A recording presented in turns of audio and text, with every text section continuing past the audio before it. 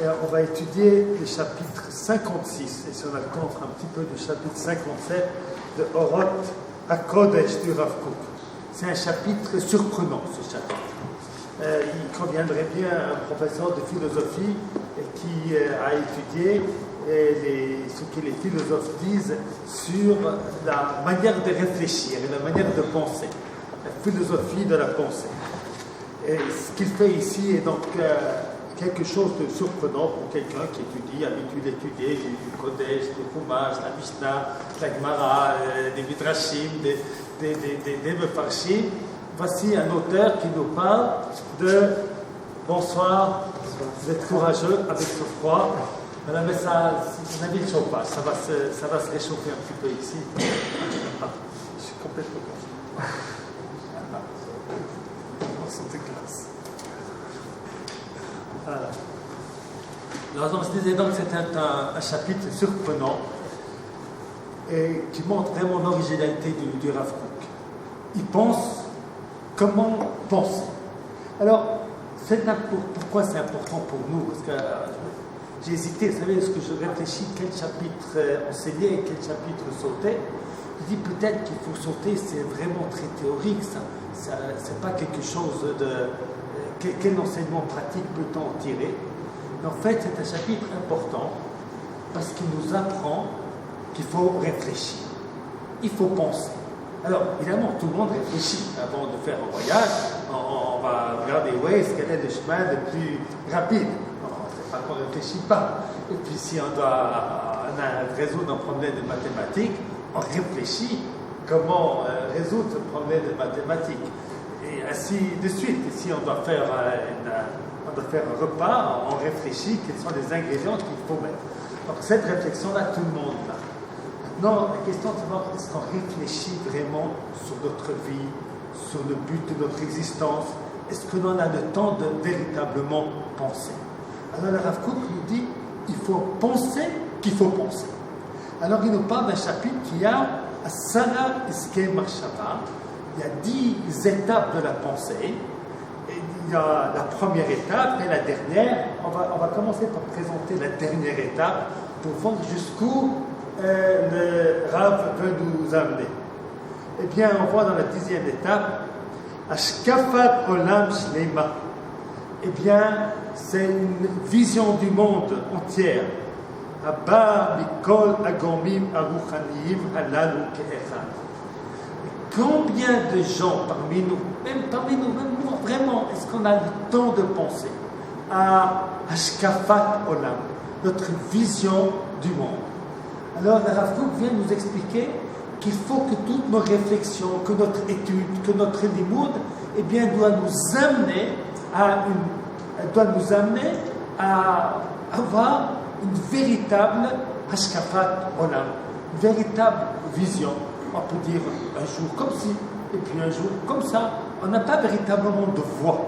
Eh bien, il faut essayer de s'établir un système.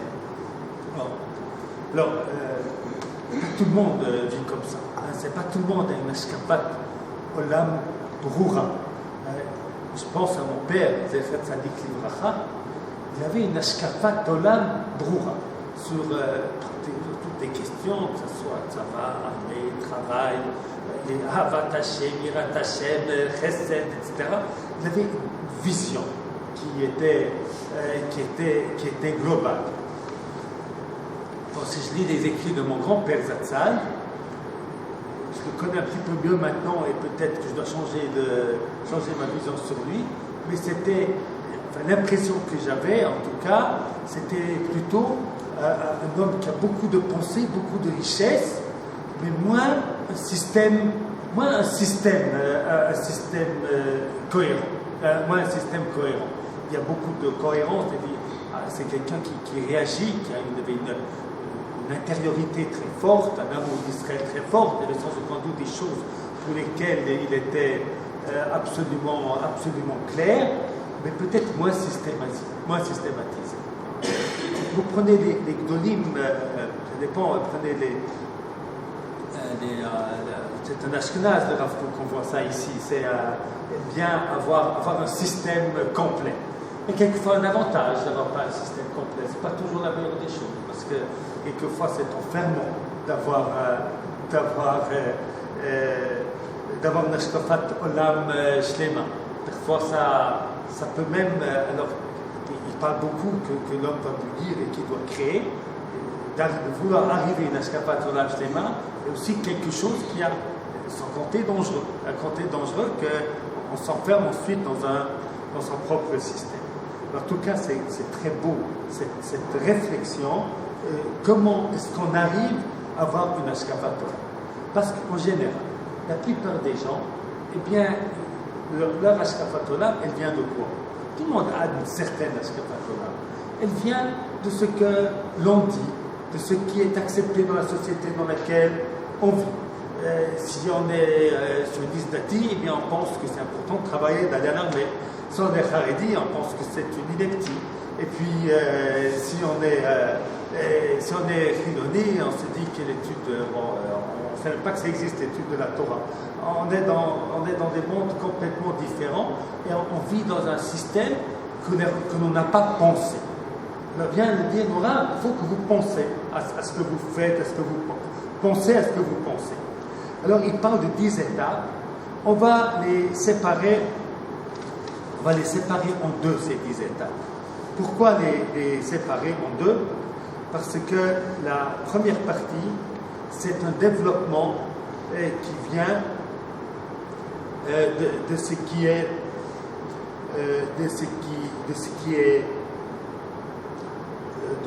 est acquis en moi par origine.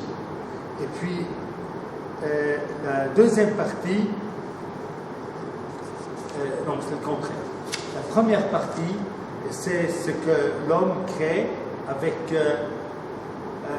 des acquis. Et la deuxième partie, c'est quelque chose qui est plus original, quelque chose qui est véritablement sa propre création. On ne peut pas créer à partir du vide. On ne peut pas penser si on n'a pas une pensée. Donc on a déjà une pensée à l'origine, tout un chacun. On ne peut pas, j'ai aucune idée sur quoi, et puis maintenant je vais réfléchir sur tel sujet. C'est pas comme ça que les choses se passent. On a tous un acquis. Cet acquis vient de quoi? Il vient de ce qu'on a appris au GAN, de ce qu'on a appris à l'école enfantine, de ce qu'on a appris au jardin d'enfants, de ce qu'on a appris à l'école primaire, de ce qu'on a appris à la yeshiva tichonite, de ce qu'on a entendu de nos parents, de ce qu'on a entendu de nos grands-parents, de ce qu'on a entendu des copains, des livres que l'on a lus, de l'internet que l'on a traversé. On a un certain nombre de connaissances qui sont amassées et puis qui ne sont pas organisées en nous. Elles sont accumulées. On peut comparer ça, par exemple, à mon armoire à la maison. Il y a l'armoire de ma femme, c'est bien arrangé, tout est classé, tout est arrangé. C'est un fourbi. Alors après, tout ce que les gens ont, c'est un peu un fourbi comme ça. Ils ont reçu des choses, les gens leur ont dit des choses. Alors, j'ai un élève qui était chez moi la nuit de Shabbat, l'Eid Shabbat, pour le next Shabbat. Alors il avait une question. Alors sa question, elle vient des choses qu'il a entendues et qu'il n'a pas pu, qu'on lui a dit qu'il ne fallait pas lui dire et puis qu'il n'a pas pu donc les assimiler. Il m'a dit, voilà, il y a des gens riches et des gens pauvres. On nous a expliqué que c'est à cause du Gilgoul d'avant. Mais pourquoi est-ce qu'on a payé aujourd'hui ce qu'on a fait dans le Gilgoul d'avant? La question qu'il a dit est une question très intéressante. Pourquoi il y a injustice dans le monde? Maintenant, il a posé cette question en fonction d'une réponse qu'il a reçue qui est très difficile à comprendre, qui est très difficile à accepter. Donc il a reçu des bribes de connaissances, mais qu'il n'a pas pu travailler, qu'il n'a pas pu réfléchir, est-ce que c'est bien, c'est pas bien, c'est logique, ça tient debout, ça tient pas debout, etc. Alors, ça c'est un travail que l'on fait avec ce que l'on a. Et puis ensuite, avec ce que l'on a, c'est-à-dire ce que l'on a parce qu'on a reçu. Et puis ensuite, on va essayer de devoir créer quelque chose de nous-mêmes, ce qui est une affaire beaucoup plus difficile.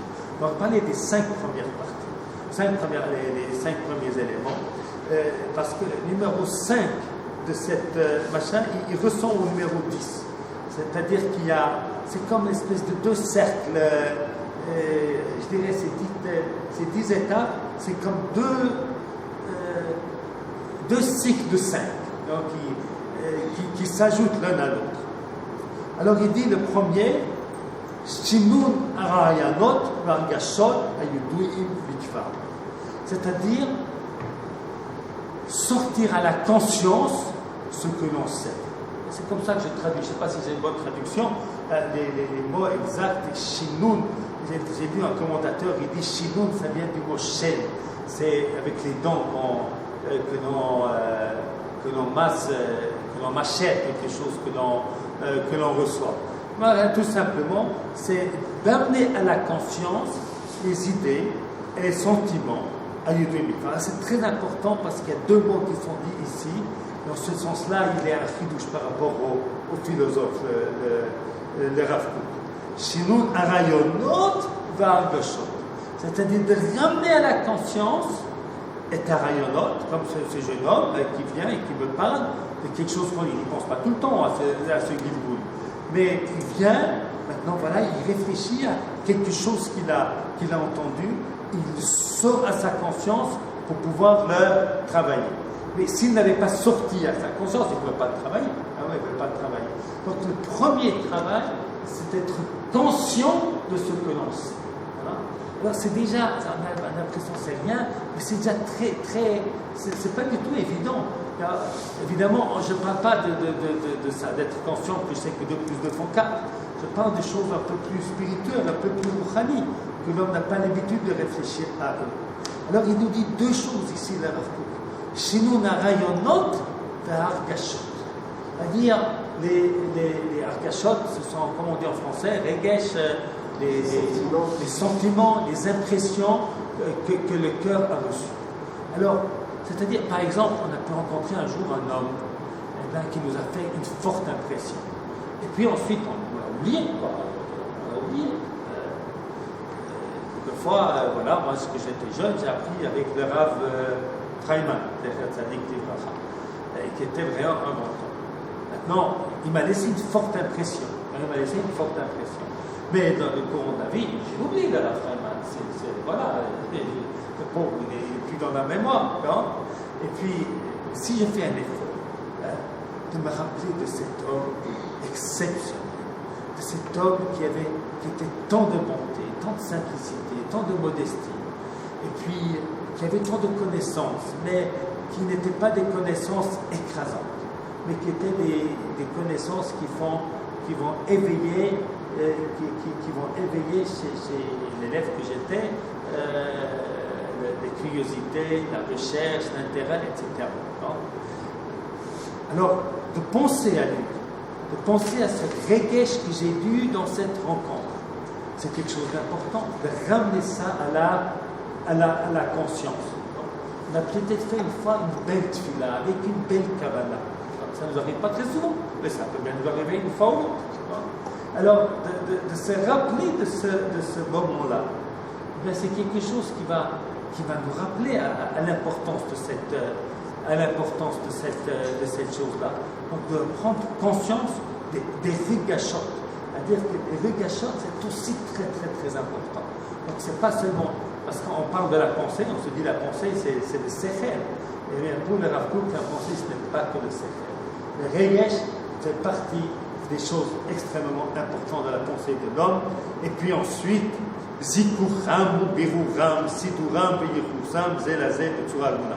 En fait, dans le livre du Rav Kook, c'est marqué sur la même ligne. Moi, j'ai mis chaque chose à la ligne pour faciliter la compréhension. Alors, une petite chose. Madame Béhébi m'a dit que, mais ici, je n'ai pas beaucoup de monde, alors je ne sais pas si c'est Chayar, mais que c'est bien, ou pendant le chiour, à la fin du chiour, laisser la possibilité des jeunes, vous l'avez demandé, qui m'avaient posé des questions. C'est très important. Ça rend la chose beaucoup plus vite. Alors déjà, si vous voulez m'arrêter au milieu, au début, à la fin, au milieu, vous le faites sans peur et sans crainte que l'on soit du côté droit ou du côté gauche. Grâce à ça, là, c'est possible et c'est avec plaisir. Alors, Zikuram ou Biruram, Siduram v'yichusam ze leze b'tzura haguna. Il a vraiment fait une analyse, séparer chaque part des choses. C'est-à-dire, une fois que j'ai amené à ma conscience mes connaissances, ce que j'ai appris et puis ce que j'ai ressenti, eh bien, je dois essayer de réfléchir sur ces choses-là. Alors, si moi je me rappelle, j'ai étudié, je ne sais pas, un passouk de la Torah, ou j'ai vu un commentaire du Ramban qui m'a frappé, qui m'a parlé, eh bien, j'essaie de réfléchir ou quelque chose sur Avat Hashem, Yirat Hashem, les Juifs, les Goyim, enfin tous les sujets possibles sur lesquels j'ai une connaissance. Eh bien, je vais essayer que ces choses-là soient nettes, qu'elles ne soient pas floues dans ma tête. C'est-à-dire, parce que, voilà, par exemple, ce regesh que j'ai eu de ma rencontre avec le Rav Freiman, essayer de ne pas le laisser en quelque chose de vague, mais essayer de le décrire. Alors, évidemment, qu'on soit décrit, on perd quelque chose. On perd toujours quelque chose. Le fait de décrire est une richesse et puis est aussi une pauvreté. Il le dit d'ailleurs très fortement dans les chapitres suivants. C'est-à-dire c'est une richesse parce que c'est mieux comprendre. Mais d'un autre côté, on comprend mieux et on a mis des contours et on a mis des limites. Mais là, on a aussi limité. Alors ensuite, on fait encore un autre travail. C'est de mettre une échelle de valeur. Ça, c'est une pensée importante. Ça, c'est une pensée moins importante. Ça, c'est numéro 1. Ça, c'est numéro 2. Ça, c'est numéro 3. Mettre de l'ordre dans les choses. Par exemple, on va penser aux idées de chesed. C'est important. On a étudié le Hogan, on a appris de la tzedaka, aider les gens, combien c'est important. Donc, on a tous en nous l'importance du chesed, d'une manière ou d'une autre. Où on a vu nos parents faire du chesed, où on a appris dans les livres qu'il faut faire du chesed. Alors on met ça à la conscience. Maintenant, on sait aussi on a aussi appris qu'il faut être rigoureux, qu'il faut être honnête, qu'il faut mériter ce que l'on a. Une idée un petit peu contraire du chesed. Ça le dit, elles sont toutes les deux vraies. Maintenant, pour moi, qu'est-ce qui est numéro 1, qu'est-ce qui est numéro 2? Est-ce que je suis plus un homme de donner ou plus un homme d'exiger? Comment faire les choses? Il y a une échelle de valeur entre les différentes choses. C'est très important. Par exemple, on a parlé du corps et de l'esprit. On doit s'occuper de la santé physique et de la santé morale. Alors, les deux sont importants. Dans moi, qu'est-ce qui est numéro 1, qu'est-ce qui est numéro 2, qu'est-ce qu'il y a. Il faut penser à cela. Il faut réfléchir. Alors, de mettre de l'ordre dans les différentes pensées que l'on a eues, eh bien, ça, c'est la troisième étape dont nous parle Rav Kook. Siduram v'yichusam ze leze b'tzura haguna. Et après, alors tout ça, je suis en train que de travailler ce que j'ai. Et ce que j'ai, c'est parce que je l'ai reçu. Une fois maintenant que j'ai travaillé tout ça, et si je peux rajouter quelque chose. En vérité, lorsque je fais de l'ordre, j'ajoute déjà quelque chose. Vous savez, cette division comme ça, elle n'est pas dans la réalité. Dans la réalité, les choses se font parallèlement, elles se font en même temps. Parce que dès le moment que je fais déjà ce qu'il nous dit de mettre de l'ordre, de faire une hiérarchie dans les différentes pensées que j'ai, eh bien, c'est déjà quelque chose de personnel. Ce n'est plus seulement ce que j'ai reçu. Je suis déjà en train d'être un créateur. C'est un créateur. Créateur. Parce que si je pense moi au Rav Freiman, qui était un maître extraordinaire, il y avait il était vraiment beaucoup de Torah. Puis je pense à un autre maître comme mon père, Tzadik Livracha, qui était très très différent. Le grand Tzadik aussi, mais très différent. Et puis peut-être mon prof de mathématiques qui m'a laissé une influence marquante pour toute la vie, que sais-je. Alors, lorsque je me dis, voilà, est-ce que la béquioute du Rav Freiman ou la profondeur de mon père, qu'est-ce qui est plus important? L'insistance sur la halakha que j'ai eue avec le Rav Freiman qui m'a ouvert le monde de la halakha, ou est-ce que l'importance mon père mettait beaucoup d'importance qu'on soit misdaé, qu'on ait une identification avec ce qu'on étudie. Qu'est-ce qui va être numéro 1 chez nous? C'est très important. Alors, dès le moment que je décide qu'est-ce qui est numéro 1, eh bien, j'ai rajouté quelque chose qui est de moi. Hein? Je ne suis pas simplement quelqu'un qui travaille des informations dessus des autres. Enfin, c'est très, très, très important qu'on n'ait pas seulement une boîte à mettre de l'ordre dans des idées dessus d'autrui, mais que l'on a sa propre idée. Ça, j'insiste beaucoup chez moi dans l'enseignement. L'importance qu'une personne soit, je vous ai parlé de ça la semaine dernière, je crois, l'importance que quelqu'un, il ait sa propre indépendance, sa propre réflexion. Il ne peut pas avoir sa propre réflexion sans avoir la réflexion des autres qu'il a reçue. Mais dès le moment qu'il décide de faire un choix dans les informations qu'il a reçues, les informations qu'il a reçues, des gachotes qu'il a eu, des maîtres qu'il a reçus, ou des livres qu'il a étudiés, étudier du Midrash, étudier de la Gada, étudier de la Halakha, étudier de la Gemara, étudier tel commentateur. Qu'est-ce qui est pour moi le plus important? Qu'est-ce qui est le plus marquant? Qu'est-ce qui va plus changer ma vie? Eh bien, cette réflexion-là, eh bien, c'est sûr que même si toi et moi, on a entendu les mêmes enseignements, dès le moment qu'on va faire une hiérarchie, on a ajouté quelque chose de personnel. Et c'est tellement important. Alors, c'est pour ça que le numéro 3, numéro 4, eh bien, ils sont extrêmement liés. Parce que le Sidour, ויחוסם זה לזה בצורה הגונה, וספת חידוש על כל אחד ואחד, כל אחד מהם, le fait même de faire même une hiérarchie, c'est déjà un chidouche. Maintenant, lui, ce qu'il pense le Rav en disant le chidouche, c'est, tu as parlé du chesed, et tu as entendu qu'est-ce que c'est que le chesed, par exemple. Eh bien, toi, tu vas réfléchir à ce que c'est le chesed, et puis tu vas rajouter un niveau de réflexion personnelle à ce que tu as appris. Alors déjà, cette démarche du Rav, elle est complètement révolutionnaire, hein, parce qu'on est formaté, surtout dans le monde religieux, on est formaté d'être des gens qui reçoivent la connaissance et puis qui obéissent aux connaissances qu'ils ont reçues. Dit le Rav Kook, mais c'est pas du tout ça, un vrai homme qui pense, c'est un homme qui fait du chidouche, un homme qui pense et puis qui ajoute quelque chose de lui-même. Alors, je vais prendre un exemple qui peut être ici pour chacun d'entre nous. On est tous amenés parfois, on nous demande de faire un Dvar Torah. Non, faire un Dvar Torah, c'est bien, faire un Dvar Torah, c'est très bien, très simple. Faire un Dvar Torah. Vendredi dernier, je devais faire un Dvar Torah. Un Dvar Torah, c'était présenter le livre de mon père, c'était à Rehov Shoma. C'est d'accord. Alors, moi j'aurais pu faire ce Parshat Bo. Et puis, bon, j'ai décidé, je vais prendre les enseignements de mon père. Il y avait 3-4 articles.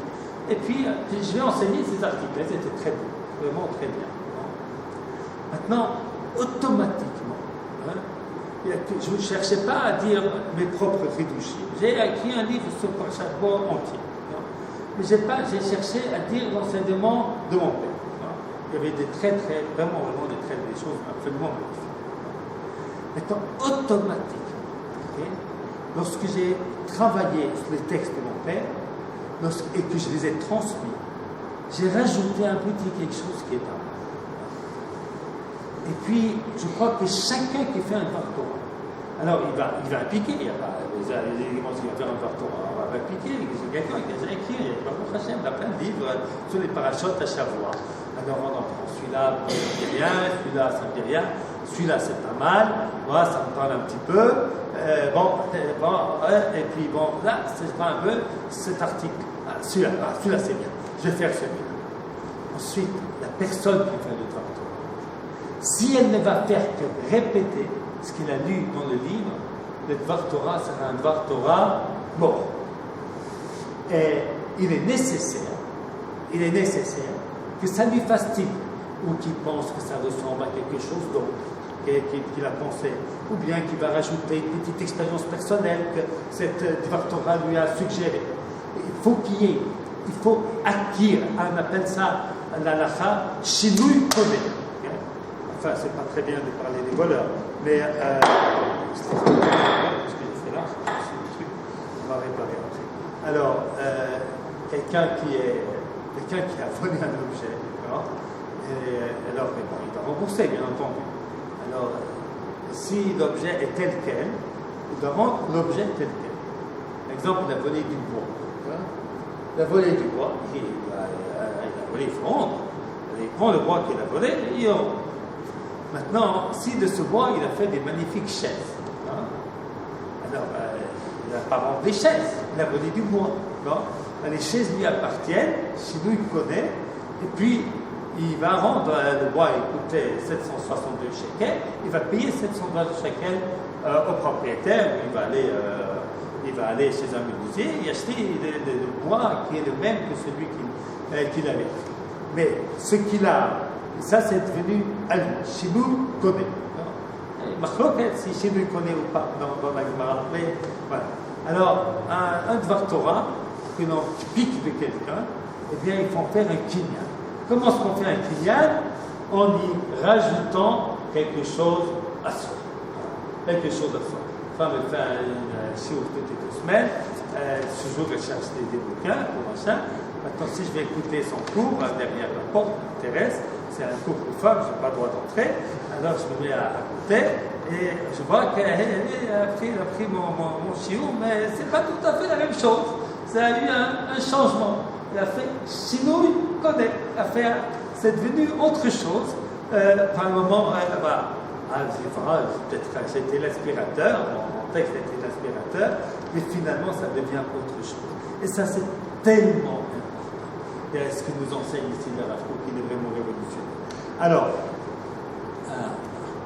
et puis ensuite qu'on a fait tout ça, au Safa et Arak la Ligue, alors maintenant si vous voulez m'arrêter avec une question ou quelque chose, ça fait 25 minutes que je parle sans m'arrêter, alors vous m'arrêtez, ce sera avec le plus grand plaisir. Non, personne, on continue. Voilà. Au Safa Tiarak Klali ala Ole Mikibutz Kulam Yach. Alors, la masse de connaissances, on a étudié quelque chose en Chumash, on a étudié quelque chose en philosophie juive, on a étudié quelque chose en mathématiques, on a étudié tout ça, c'est à part, ça c'est à part, mais l'ensemble a une influence sur moi qui me fait de moi-même une personnalité un petit peu différente. Je crois que si on est au Marcolev et qu'on étudie la physique et les maths 7 heures par jour, eh bien je crois qu'on n'est pas tout à fait la même chose que si on étudie, si on a une Bichlala et qu'on étudie 7 heures par jour, le commerce, et les statistiques, et comment c'est peut-être différent. Les maths et physique, c'est une sorte d'esprit, et puis les calculs. Et puis ici, on a le troisième copain se trouve à l'Yeshiva et qu'il étudie des Chidushim sur la Rambam, eh bien c'est aussi quelque chose qui forme son être. On est formé différemment.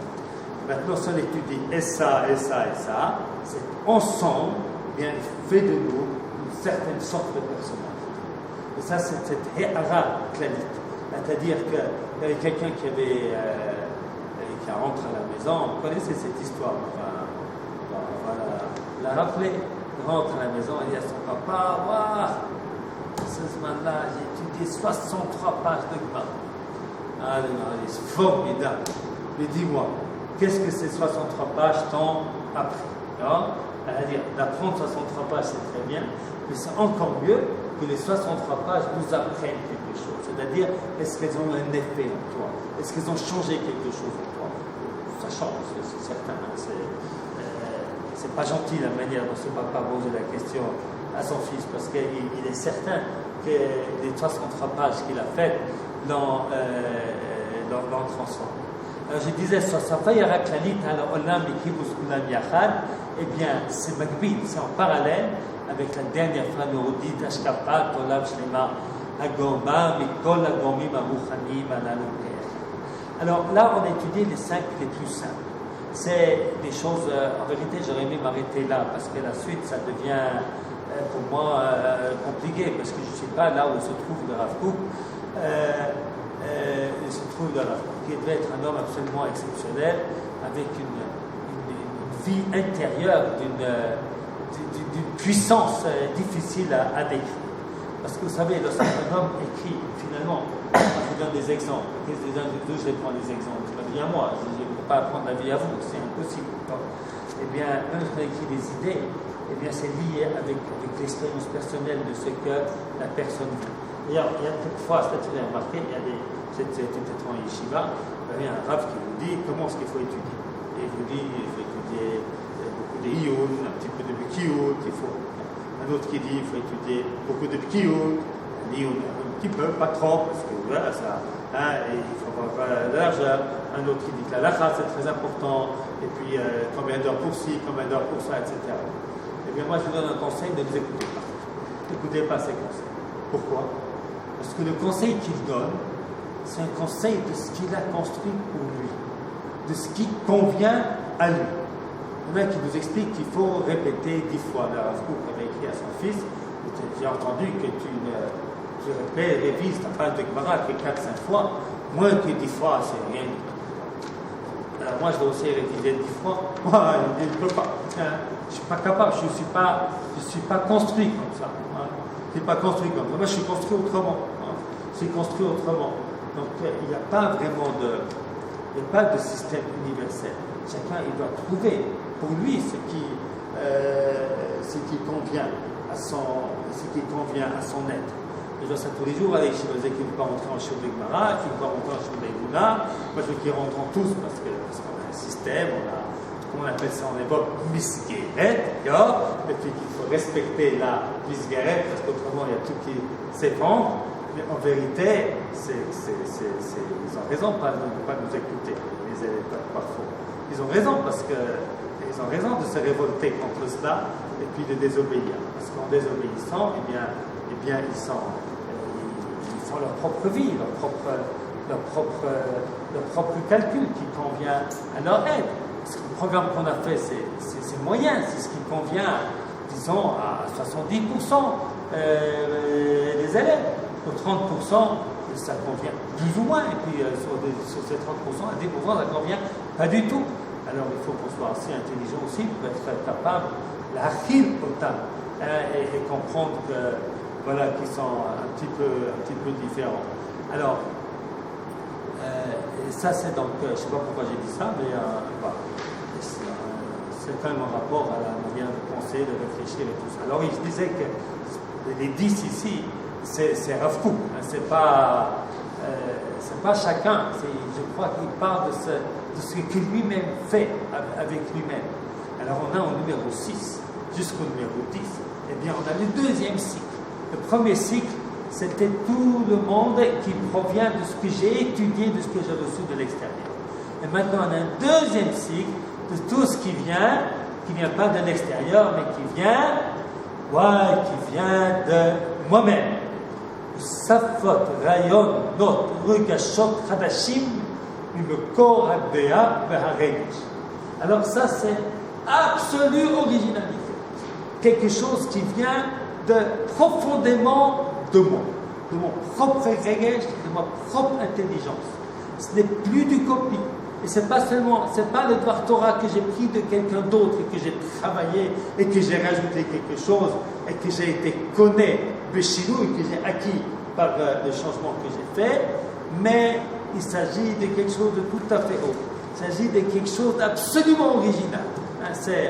Voilà, j'ai lu un verset de la Torah, j'ai lu un passage, et puis j'ai pas regardé ni Rashi, ni Rambam, ni personne, et puis j'ai lu, j'ai réfléchi, j'ai compris quelque chose, et puis dans le texte c'est écrit quelque part, mais de toute façon, moi, ça vient de moi, entièrement de moi. c'est pas beaucoup de gens qui peuvent faire ça. C'est le chidouche. En tout cas, c'est un encouragement. Et ça, c'était sans aucun doute Rav Kook. Rav Kook est un homme d'une très grande originalité.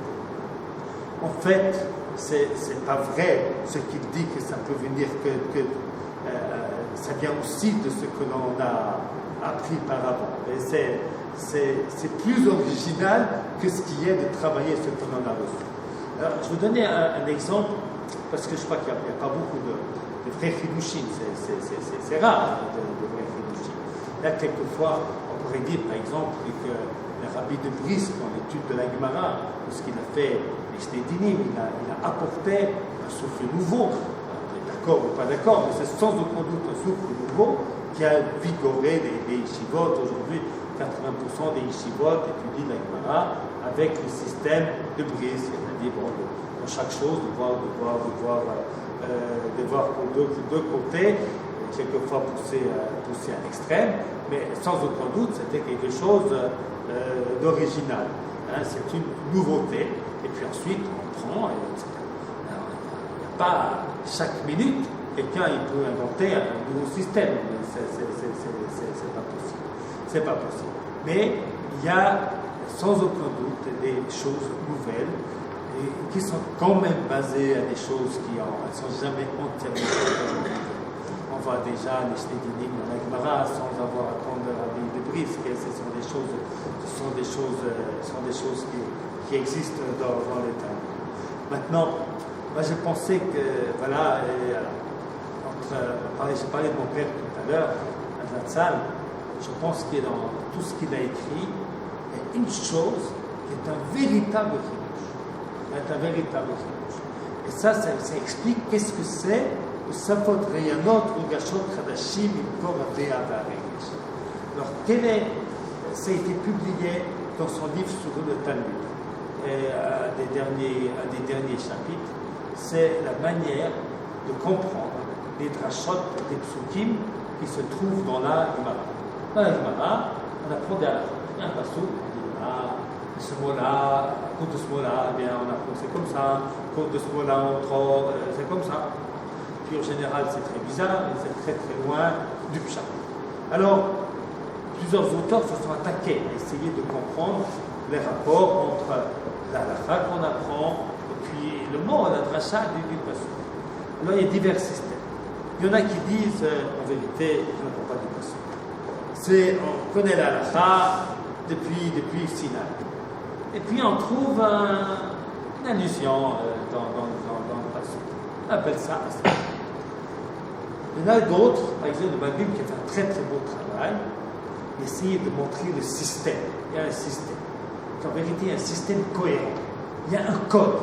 Découvrir le code des mots de la Torah. Le mot af vient rajouter, le mot le cha vient exclure, etc.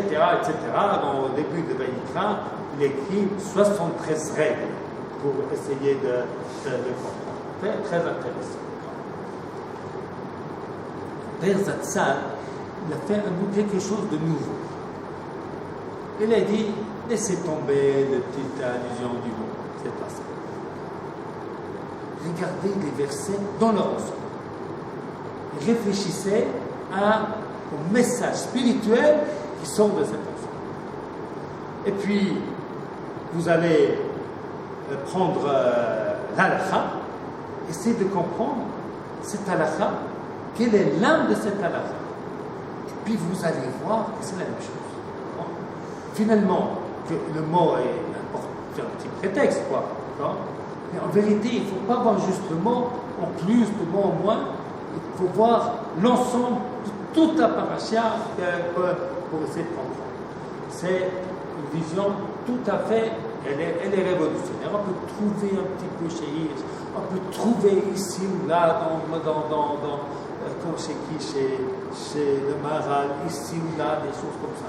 Mais c'est dit de manière comme cela, systématique, c'est un chidouch.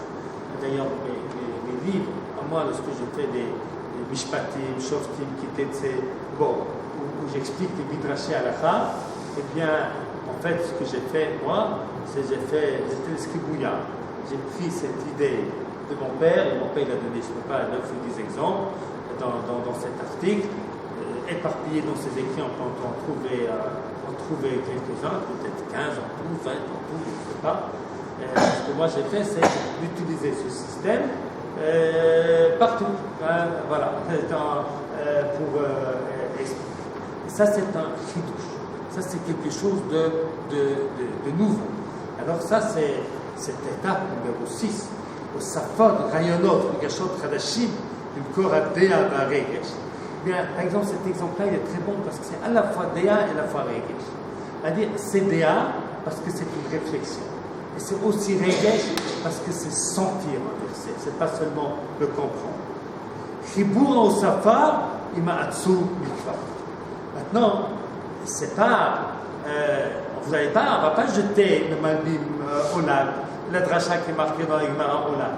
On va essayer d'ensuite de voir comment les deux systèmes, le système ancien et le système nouveau, eh bien, ils se rattachent. D'ailleurs, il n'y a pas longtemps, il est décédé de Rav Kook Oman. Il a écrit dans un de ses livres, le Pshuto Shel Mikra, il a véritablement compris le besoin de notre génération dans l'étude aussi des drachot des psukim. Il a écrit la chose suivante. Par exemple, on nous dit, par exemple, Aïn Tachatayim, Tachatchen. Alors, la question qu'on se posait au temps du Malbim, c'est comment expliquer que ce n'est pas la loi du Talmud, que c'est Tachat. Alors, on a prouvé que c'est marqué, Maké Beima Yeshalmena, Tachat, c'est aussi marqué Tachat là-bas, j'ai vu le verset. Preuve que Tachat, ça veut dire payer. Il dit, ça c'était très bien jusqu'à notre génération. La génération ne se suffit pas à ça. D'abord, nous, ce n'est pas un problème, on accepte la dracha des Chazal. On ne pense pas qu'ils ont mal compris le verset, on est tous d'accord. La seule chose qu'on aimerait savoir, c'est pourquoi la Torah n'a pas dit tout simplement payer. Voilà. Une autre question. Alors, elle aurait pu dire payer. Elle aurait pu dire Shen Tachatsen, eh bien, tu dois, au lieu de dire Shen Tachatsen, elle aurait pu dire qu'il faut payer. Voilà la question.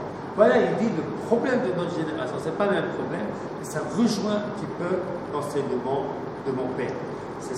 D'ailleurs, c'est parce que c'est des mêmes générations, et donc ils sont confrontés à la même problématique avec les élèves qu'ils ont, et qui vont arriver finalement de moyens différents à cette même réflexion finalement qui est parallèle. Alors, si je prends cet exemple, l'enseignement de mon père, c'est d'expliquer qu'il y a une idée très importante qui se trouve dans le fait que la Torah dit elle vient de dire, la Torah, qu'en vérité, il est impossible le fatsot, comment on dit en français le fatsot, de dédommager un dommage corporel, rendre un homme balmou, rendre un homme avec il lui avoir rendu un défaut, il a fait perdre un œil, il a fait perdre les 2 yeux, mais vous nous donnerez des millions, et finalement, la personne aurait préféré avoir ses 2 yeux que d'avoir les millions. C'est-à-dire qu'on doit comprendre que ce qui devrait être. La Torah, elle vient nous dire, elle vient nous dire, sache, si tu as crevé l'œil de quelqu'un, eh bien, on devrait crever ton œil. Ça, c'est pour ça que c'est marqué Aïn Tachat Aïn. On doit savoir que tout ce que tu donneras, ça sera absolument irréparable. Et puis ensuite, dans la pratique, évidemment, on ne va pas crever l'œil, mais ça avance à rien du tout. Gemara dans la Chovet, dans le 8e chapitre de la Bakama, combien de drachot pour prouver qu'il faut payer. Et parmi les autres, ça ne sert à rien, enfin, c'est pas logique, ça sert à rien. Donc, c'est-à-dire qu'il y a une atmosphère qui est, à dire, savoir qu'il faut réparer, c'est ce que la Torah veut, mais elle veut que tu comprennes que cette réparation ne sera jamais suffisante. Alors là, on comprend pourquoi la Torah a dit comme cela. Alors, on n'a pas besoin de dire que c'est vrai que tachat, ça veut dire remplacer parfois et puis pas cover, ça veut dire les deux. Ça veut dire comme ci, ça veut dire comme ça. Mais la Torah, elle a utilisé ce langage-là pour une certaine raison. Alors ça c'est, on en est où? Chibura Osafa, Imautzar Mikva. On va lier l'enseignement nouveau avec l'enseignement ancien. Puis une fois que tu lis l'enseignement ancien avec l'enseignement nouveau, eh bien ça va te créer quelque chose, une très grande richesse. Et les codes, c'est vrai qu'il y a des codes, que les mots comme ça, c'est pas pour rien, c'est un siman. Et puis, l'idée générale du verset, tout ça, ça va vraiment enrichir. Alors, je prends ça comme un exemple pour pouvoir. C'est 8h50 déjà, on va s'arrêter. Italut ruchanit elyona ayotzet miklalut haofaot kulan. C'est-à-dire, et tout ça, et ça c'est tellement important, que finalement, l'enseignement, l'étude, ça ne doit jamais être une étude uniquement intellectuelle. Le but de l'étude, c'est de nous changer. Italut ruchanit elyona ayotzet miklalut haofaot kulan. Tout cet enseignement, toutes ces manières de comprendre, eh bien, elles doivent nous amener à un comportement qui est différent pour arriver à Shkafat Olam Shelema Haba Mikol Agormim Aruchaniyim Alalu Ke'echad. Et finalement, quelqu'un il arrive à avoir sa propre, comment est-ce qu'on dirait, sa propre vision du monde. Non? Et une fois qu'on a fait tout ça, si je choisis d'être didactique, d'être haredi, d'être juif, ou de ne pas accepter ces différences, c'est un choix que je fais parce que j'ai appris à réfléchir, j'ai appris à penser, j'ai appris à avoir une réflexion. Attends, est-ce qu'il y a quand même quelques questions? Quand même, on ne peut pas terminer comme ça. Et je me dis de faire un petit peu d'alacha. Rien du tout. Non, on m'avait dit que ce serait bien de faire comme ça. La prochaine fois, tu triches un peu, on prépare une comme ça pour. Alors, en fait, je vais m'arrêter là parce que j'ai